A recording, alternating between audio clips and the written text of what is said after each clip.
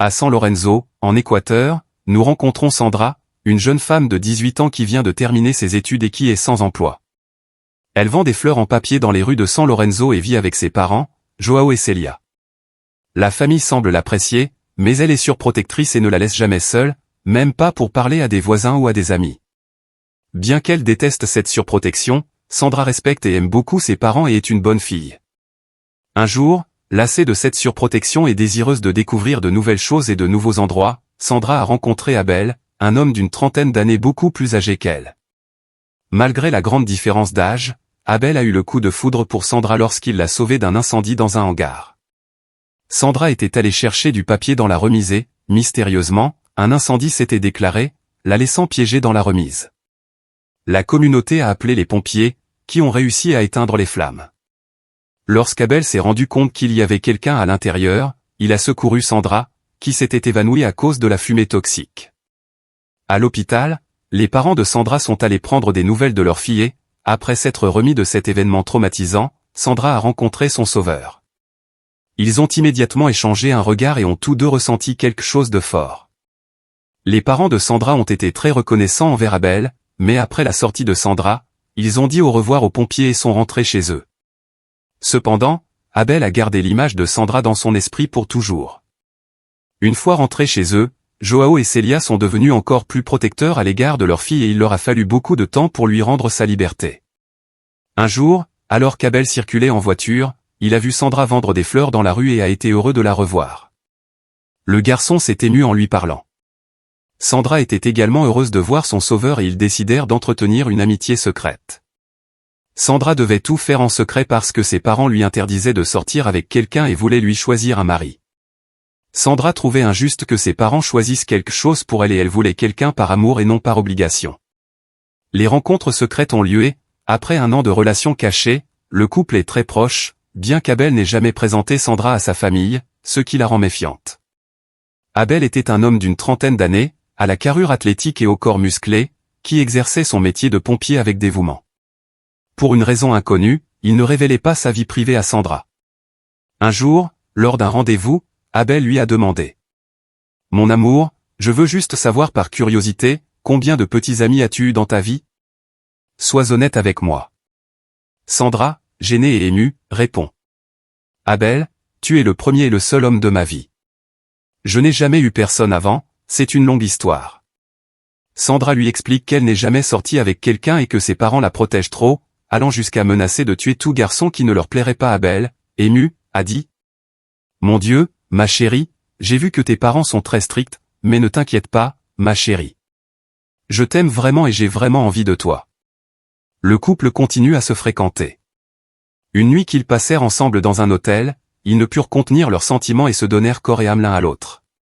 Abel s'est réveillé heureux et a apporté le petit déjeuner à Sandra, qui était ravie de ce geste. Elle se rend vite compte qu'elle a passé la nuit dehors et que ses parents doivent s'inquiéter.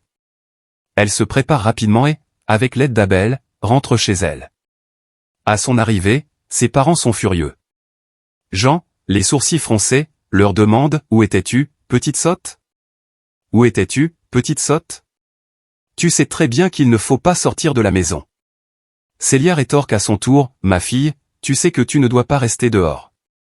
Ma fille, tu sais que tu ne devrais pas rester dehors tard. Après l'incendie de la remise, nous étions traumatisés à l'idée de te perdre. » Sandra a alors inventé une histoire, disant qu'elle avait passé la nuit chez une amie. Ils l'ont cru, pensant qu'il s'agissait simplement d'une crise d'adolescence. Plus tard, Sandra a commencé à se sentir mal et a pensé qu'elle était enceinte. Elle a fait un test de grossesse et, lorsqu'elle a vu que le résultat était positif, elle a été complètement bouleversée. Elle a essayé de le dissimuler, mais il était inévitable que son ventre prenne de l'ampleur. Un jour, Joao a vu le test de grossesse dans la poubelle et, furieux, a demandé. « À qui appartient-il? Laquelle de vous deux est enceinte? C'est toi, Celia? Tu m'as trahi. Je sais que ce n'est pas mon enfant, car j'ai subi une vasectomie après la naissance de notre fille. Je vais te donner une leçon maintenant. » Celia, effrayée, dit à son mari. « Écoute, Joao, ce n'est pas le mien. Comment peux-tu me soupçonner? » Alors que Joao s'apprêtait à jeter sa femme hors de la maison, désespérée, Sandra s'est écriée « Papa, ne fais pas ça à ta fille. Papa, ne fais pas ça à maman. C'est à moi. Ce ne sont pas mes affaires. Joao et Célia sont choqués et Joao reproche à sa femme de ne pas avoir bien élevé leur fille. Il demande à qui appartient l'enfant, mais Sandra refuse de le dire. Célia intercède pour sa fille, mais John s'acharne et jette Sandra hors de la maison, jetant toutes ses affaires et ses documents dans la rue. Célia pleure en voyant sa fille dans la rue, mais Joao, furieux, crie « Tu m'as achevé. Vous m'avez achevé. Je n'ai plus de fille. Je ne veux plus jamais te voir. Tu as déshonoré notre nom de famille. Trouve le père de ce bâtard, c'est lui qui doit assumer ta responsabilité. » Et elle claqua la porte au nez de sa fille. Sandra était complètement anéantie et, en marchant dans la rue, elle croisa Abel qui lui demanda « Mon amour, qu'est-ce qui t'arrive? Pourquoi portes-tu ce sac et cette valise ?» Les larmes aux yeux, Sandra dit à Abel « Écoute, c'est une longue histoire et peut-être que tu ne vas pas l'aimer. Je suis prête à être abandonnée par toi quand je saurai ce que je vais te dire. » Abel, ému, répond « Écoute, Sandra, quoi qu'il en soit, tu es l'amour de ma vie. J'ai le droit de savoir. » Sandra lui dit alors toute la vérité, qu'elle était enceinte et que l'enfant était de lui, que son père l'avait mise à la porte et qu'elle n'avait que lui. Abel a été choqué par cette révélation et a dit « Mon amour, je suis désolé que tu aies dû subir tout cela à cause de moi. Mais ne t'inquiète pas, je ne t'abandonnerai pas et je n'abandonnerai pas notre fils. Tu es l'amour de ma vie. Je vais t'emmener quelque part et je vais payer ton loyer avec mon propre argent. Toi et notre fils ne manquerez de rien. Vous êtes ma priorité maintenant. » Sandra est alors touchée par l'attitude de son compagnon. Contrairement à ses parents, il n'a pas été un salaud avec elle et ne lui a pas tourné le dos. Il l'a emmenée dans une pension de famille où il a payé le loyer à l'avance et où Sandra n'a manqué de rien. La jeune fille était heureuse de voir à quel point son petit ami la prenait en charge et de voir à quel point il était heureux de savoir qu'il allait être père. Un mois plus tard, Abel a décidé d'être honnête avec Sandra et de ne plus rien cacher de sa vie. Il a appelé sa petite amie pour discuter avec elle. « Mon amour, je veux t'avouer quelque chose et te demander, m'aimes-tu par-dessus tout? Car je t'ai déjà montré à quel point je t'aime et te veux dans ma vie. Mais je vais aussi te dire quelque chose et peut-être que cela ne te plaira pas. » Sandra, émue, répondit. « Abel, mon amour, comme tu m'as montré que tu m'aimais, je t'aime. Et quoi qu'il en soit, je t'écouterai. » Alors Abel, confiant mais craignant d'être rejeté, sort une alliance de la poche de sa chemise et avoue la vérité. « Sandra, je suis un homme marié et j'ai une femme, mais pas d'enfant. Mais s'il vous plaît, ne vous mettez pas en colère et écoutez-moi. » En entendant cela, Sandra s'est mise à pleurer et a dit « Marié, Abel? Comment peux-tu me faire ça? Pourquoi ne m'avoues-tu cela que maintenant? » Abel, en pleurant, l'a supplié d'écouter ce qu'il avait à dire. Sandra, bien que blessée, accepte de l'écouter. Il lui dit qu'il n'a rien dit de peur de la perdre et qu'il est marié depuis 10 ans avec sa femme, qui s'appelle Fernanda. Ils se sont rencontrés très jeunes et les parents de Fernanda étaient connus de sa famille. Mais il y a 3 ans, Fernanda a fini par le tromper. Il était très triste et déçu et voulait divorcer, mais ses parents l'ont menacé de le déshériter s'il quittait sa femme. Il devait sauver les apparences. Abel a expliqué que ses parents ne sont pas vraiment riches, mais qu'ils ont une très bonne position sociale, tout comme la famille de sa femme, et qu'ils sont très religieux. Ils abordent l'idée d'un divorce dans la famille. Ils pensent qu'il faut se battre et sauver le mariage jusqu'au bout et qu'avec la prière et l'intercession, tout s'arrangera. Ils ne devaient pas abandonner la famille. Ils disaient que Fernanda changerait et garderait la famille unie, quel qu'en soit le prix. Lorsque j'étais entre la croix et l'épée, j'étais prêt à faire n'importe quoi pour me débarrasser de la fausseté de l'environnement hypocrite dans lequel je vis. Abel a dit, et c'est Sandra, je ne veux pas que tu penses que je suis un de ces hommes impudiques et infidèles par nature. Je suis vraiment tombé amoureux de toi. Mon mariage avec Fernanda n'est qu'un mariage d'apparence, une façade et non quelque chose de sincère et de vrai. J'ai cessé d'aimer Fernanda lorsqu'elle m'a trompé pour la première fois, mais dernièrement, j'ai découvert qu'elle continuait à me tromper avec d'autres hommes. Plus récemment, j'ai rassemblé des preuves et des captures d'écran des messages qu'elle échange avec ses amants. Malheureusement, mes parents sont narcissiques et vivent comme une façade. Mais maintenant, je suis prête à tout pour sortir de ce mensonge. Sandra, étonnée par les propos d'Abel, rétorque, je suis désolée pour tout ce que tu as vécu, mais j'ai aussi été choquée d'apprendre que j'ai toujours été une maîtresse, et non l'amour de ta vie. Je suis confuse et je ne sais pas quoi faire. Abel rétorque à sa bien-aimée, tu n'es pas à moi. Tu es la femme que j'aime. Je ne veux pas que tu te sentes au centre d'une rupture. Comme je te l'ai dit, j'ai cessé d'aimer Fernanda depuis qu'elle m'a trompé pour la première fois. Nous n'avons même pas d'enfant et elle continue à me tromper.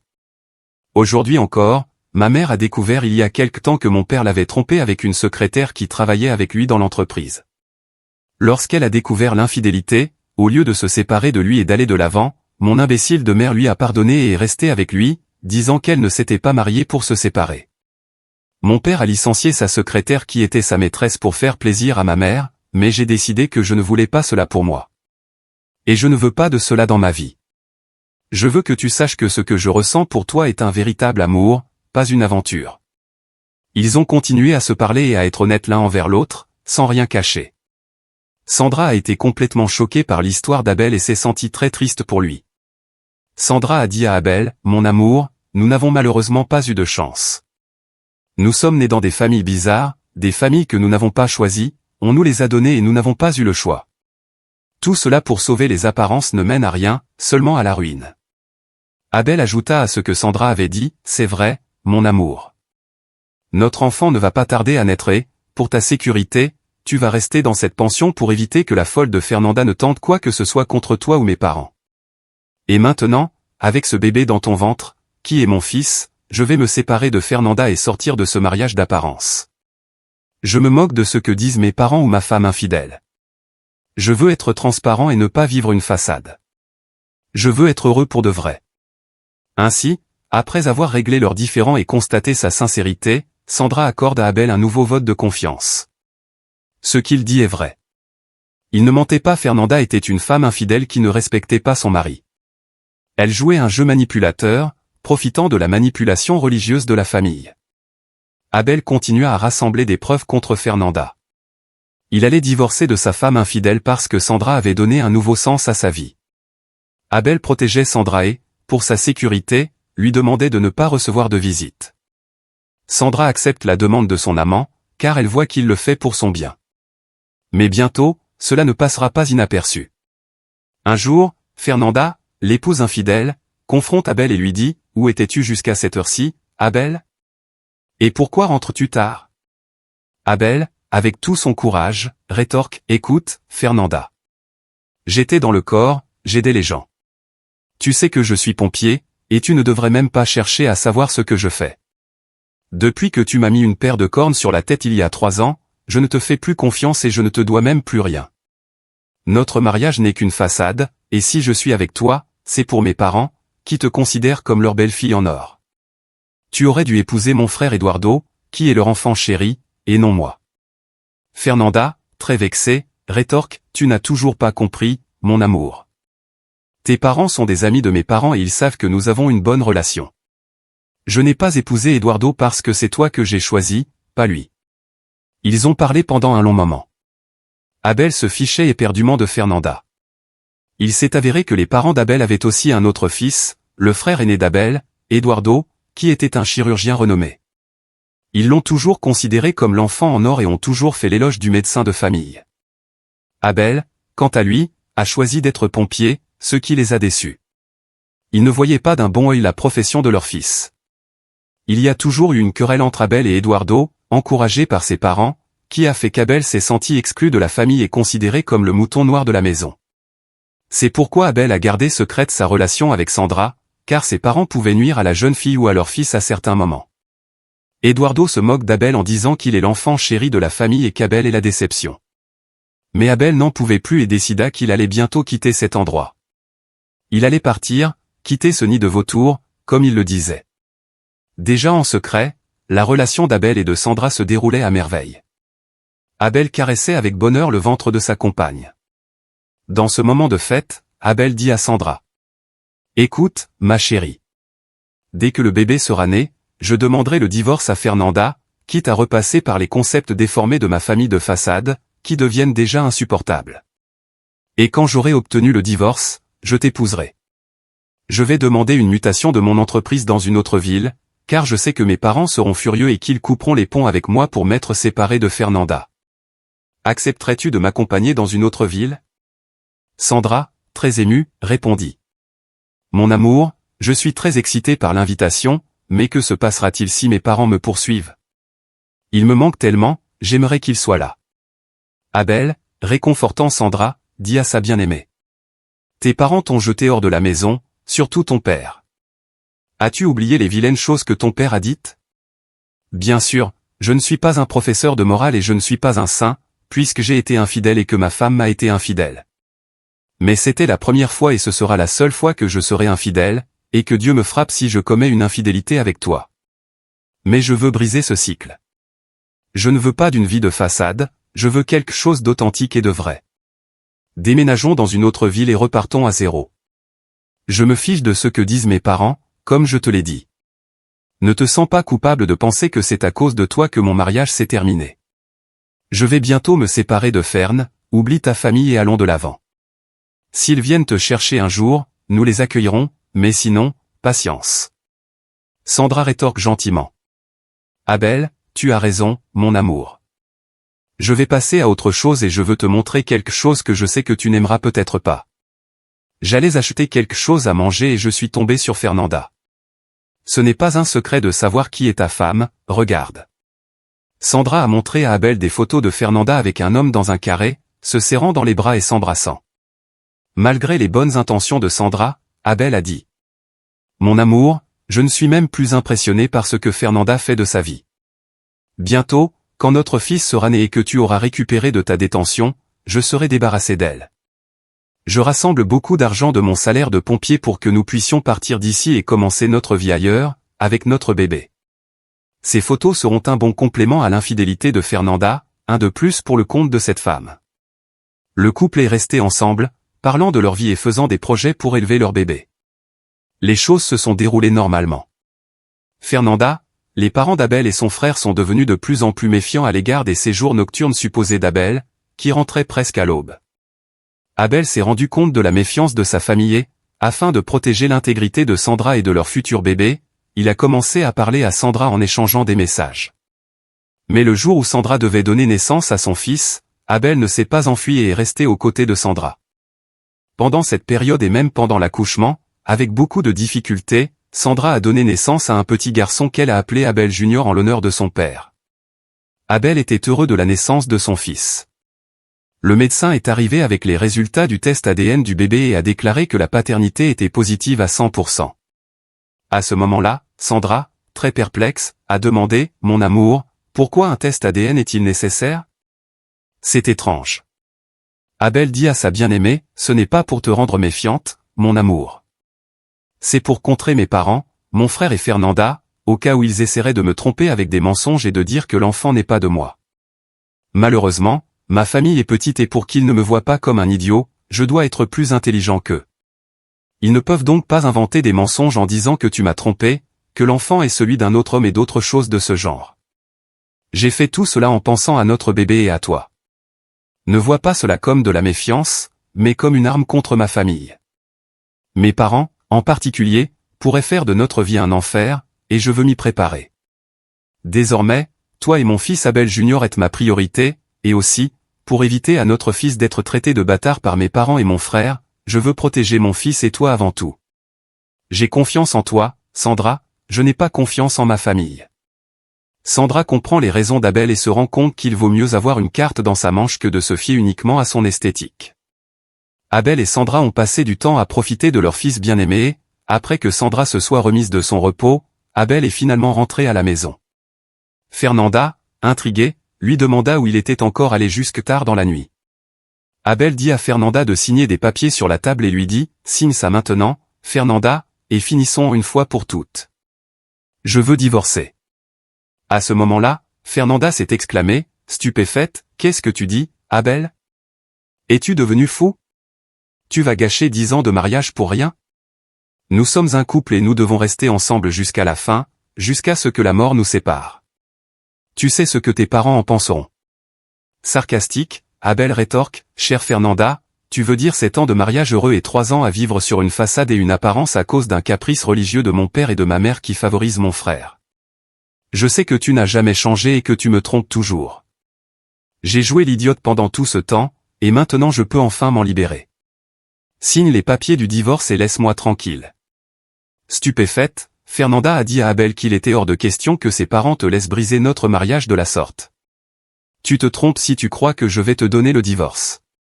Abel, avec un sourire sarcastique, a rétorqué, écoute, Fernanda, seules les personnes stupides et sans amour-propre se battent pour quelque chose qui est mort. Ce mariage est mort. Quand tu m'as trompé, je ne vais pas me battre pour quelque chose de mort. J'ai cessé de t'aimer quand tu m'as trompé et je ne suis resté avec toi que sous la pression de mes parents. Mais maintenant, je peux enfin me libérer de cette prison sans mur. Apprends une chose, le divorce n'est pas une tragédie, c'est un mariage mal construit comme celui-ci. Je n'abandonne pas ma famille parce que nous n'avons même pas d'enfants, parce que tu n'as jamais voulu être enceinte de peur de perdre ta silhouette et que tu ne voulais pas grossir et avoir des vergetures. J'ai vu une femme avec des vergetures et je trouve ça merveilleux. Elle a grossi parce qu'elle a donné la vie à un être vivant. Il n'y a rien que quelques crèmes et quelques séances de gymnastique ne puissent résoudre. C'est fini, Fernanda. Je ne me suis pas remis de la trahison, et je ne vais pas continuer avec ce mensonge familial qui dit qu'il n'y a pas de divorce. Je vais rompre cette tradition maintenant. Fernanda et Abel se sont disputés toute la nuit. Les parents d'Abel ont été scandalisés d'apprendre que leur fils cadet allait divorcer de sa femme, mais Abel est resté ferme dans sa décision. Il était fatigué de vivre une vie de mensonges et de faux semblants juste pour plaire à sa famille. Abel, contrairement à sa femme, reconnaissait qu'il était un être humain imparfait et qu'il avait trahi sa femme. Fernanda, elle, ne reconnaissait pas sa faute et pensait que tout le monde appartenait à tout le monde. Abel en a eu assez de toute cette façade et a décidé de demander le divorce jusqu'au jour de l'audience. Fernanda a refusé de divorcer d'Abel, mais tout s'est effondré pour Fernanda lorsqu'Abel a présenté plusieurs preuves de toutes les rencontres et nouvelles trahisons de Fernanda avec d'autres hommes. Même après la trahison, les parents d'Abel ont été scandalisés par celle-ci, pensant que leur fils était cruel en exposant les problèmes de leur famille. Mais Abel ne se souciait pas de ce que pensait sa famille, et à ce moment-là, le père d'Abel lui a dit que s'il se séparait de Fernanda, il changerait son testament et perdrait son héritage, et que tout ce qu'ils avaient tiré à son frère Eduardo. Mais Abel a rétorqué, très bien, vas-y. Je m'en fiche, ce sont des choses matérielles et je peux avoir quelque chose de nouveau. J'en ai assez de cette façade dans ma vie. La décision d'Abel était prise et il n'allait pas reculer. Après la victoire d'Abel au tribunal, le divorce est prononcé et Abel et Fernanda sont définitivement séparés. Les parents d'Abel sont très offensés par le divorce de leur fils avec leur belle-fille en or. Comme ils l'avaient promis, ils ont mis Abel à la porte et ont jeté toutes ses affaires à la rue. Abel était stupéfait de voir comment sa famille pouvait être aussi narcissique et vouloir cette femme infidèle plutôt que de voir son bonheur, mais Abel ne s'en souciait pas. Il ramassa ses affaires et se rendit directement à la pension de famille où se trouvaient Sandra et son bébé. L'air triste mais heureux à l'intérieur, Abel dit à Sandra, « Chérie, j'ai enfin divorcé de Fernanda. Ma famille est en désordre, mais au moins je t'ai toi et notre fils, et c'est plus que suffisant pour moi. Vous avoir tous les deux me suffit, je n'ai besoin de rien d'autre. » Abel a raconté tout ce qui s'était passé, le divorce difficile, la fin de sa relation avec Fernanda et la façon dont sa famille lui avait tourné le dos. Sandra est à la fois stupéfaite, étonnée et attristée. Réconfortant Abel, Sandra dit à son amant, « Mon amour, je suis désolée. Je pensais que si tes parents voyaient notre fils, ils seraient charmés par lui et changeraient d'avis. Je pense qu'il y a encore un moyen de contourner le problème. » Et à ce moment-là, Abel dit à Sandra, « Love, tu as déjà fait l'expérience d'être maltraité par ta famille. Les narcissiques ne changent pas, ils sont comme du bois tordu qui ne se redresse jamais. C'est une perte de temps. L'important, c'est que je t'ai toi et notre fils. C'est la chose la plus importante pour moi. Réfléchis, mon amour. Élevons notre fils pour qu'il devienne quelqu'un de bien, avec des valeurs et des principes, et ne le laissons pas vivre les mêmes situations que nous. » Sandra comprit ce que lui disait son bien-aimé et lui promit d'être toujours à ses côtés. Et, comme promis, Abel a réussi à négocier son transfert dans une autre ville, craignant les représailles de ses parents. Le commandant des pompiers accepte sa demande. Abel, Sandra et leur fils quittent la ville et décident de commencer une nouvelle vie. Sandra n'a plus à se cacher. Abel, avec l'argent qu'il avait accumulé, a décidé d'aider Sandra à investir dans une activité qui lui permettrait de gagner de l'argent et qui la rendrait heureuse et occupée. Avec l'aide d'Abel, Sandra a décidé d'ouvrir un magasin où elle vendait des objets en papier qu'elle avait fabriqués elle-même, comme les fleurs en papier qu'elle vendait. Abel a vu à quel point Sandra était heureuse et aimait ce qu'elle faisait. Avec le temps, Abel a décidé de demander à Sandra de l'épouser. Elle fut ravie et accepta sa demande. Après un mois de préparation, ils se marièrent. Le couple vécut en paix et éleva son fils avec tout son amour et son affection, sans qu'il ne manque de rien. Le couple n'a plus jamais eu de nouvelles de sa famille. Mais la nouvelle parvint bientôt à Sandra et Abel, qui apprirent que Fernanda avait tenté de détourner de l'argent de la société des parents d'Abel vers un compte personnel et qu'elle avait été arrêtée. Abel a vu que le karma avait frappé sa famille, tandis que Sandra apprenait à être une épouse et une mère, en comptant sur le soutien conditionnel d'Abel. Ils étaient tous les deux très heureux quand Abel Junior a eu 5 ans. Sandra a annoncé une grande nouvelle à Abel. Elle était à nouveau enceinte, ce qui rendit l'homme très heureux. Avec un nouveau bébé dans la famille, à l'issue de la grossesse, ils ont eu une fille, qu'ils ont appelée Laura, ce qui a rendu le couple très heureux.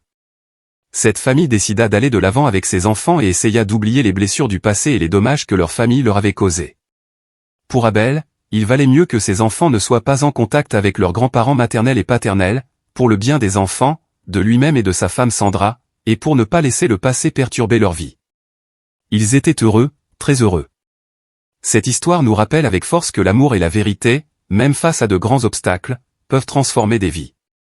Le courage de Sandra, qui a tenu tête à ses parents, et la détermination d'Abel, qui a défié les attentes de sa famille, reflètent la lutte universelle pour l'autonomie et le bonheur authentique. Il est donc essentiel de s'estimer soi-même et d'apprécier ses sentiments. Il ne faut pas rester dans une relation par peur de déplaire aux autres ou par peur de la solitude. Le vrai bonheur et la paix viennent d'une relation où l'amour et le respect sont mutuels et constants, et où la flamme de l'amour reste vivante et forte. Si vous avez aimé cette histoire, laissez votre opinion ici dans les commentaires et, bien sûr, laissez votre like et abonnez-vous. Activez la cloche de notification pour ne manquer aucune vidéo. Un gros câlin et à plus tard.